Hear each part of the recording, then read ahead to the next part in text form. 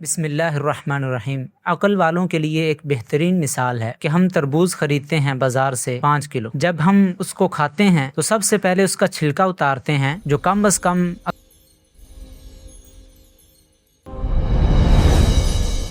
اگر نکالیں تو 5 کلو میں سے 1 کلو لازمی طور پر نکلے گا، لیکن ہم اس کو پھینک دیتے ہیں۔